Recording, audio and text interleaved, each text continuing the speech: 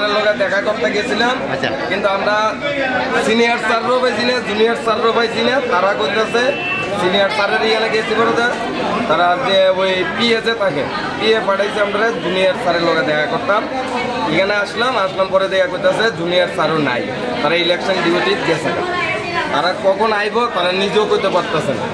হ্যাঁ, আর তাদের কাছে কোনো ক্রম নাই, ও থাকলে তো আমরা দিয়ে দিতাম। তো এবার আমরা কি বুঝতাম, আমরা আজকে বিগত আমি 25 বছর যাবৎ আমি রিডাকশন করি, চৈত্রের মেলা করি। আমার লাইফে এই বছর আমি টোকেন পাইছি না।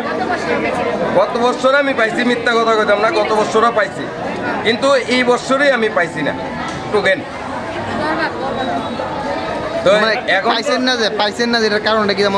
কারণটা তো বুঝতে পারতেছি না কিচ্ছু।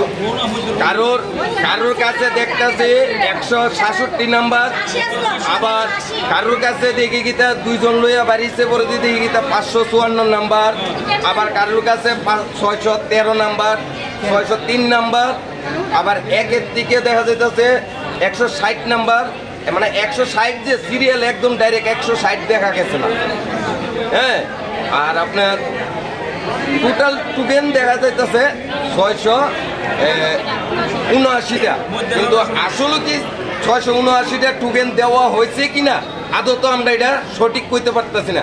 কারণ কেরা এরকম দেওয়া হলে আমরা মোটামুটি হইলে পাইলাম হইলে, কিন্তু টোটালি 679টা টোকেন দেওয়া হয়েছেই না।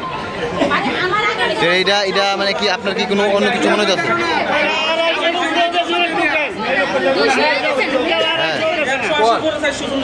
না কইছি তো 180 পরে 400 গেছে গা, 200 থেকে 500 গেছে গা।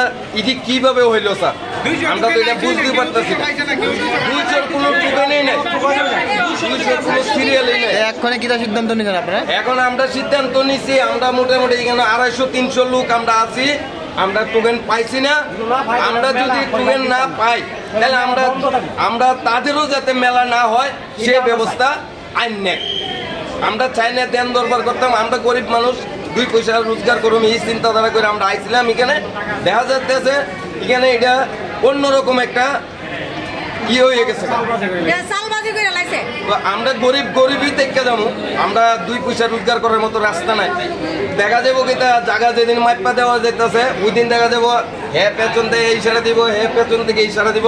আসলে কিন্তু আমরা যে রাইট সেক্টর থেকে দাঁড়াইছি, আমরা কেন টোকেন পাইলাম না, আমরা এইটাই চাই।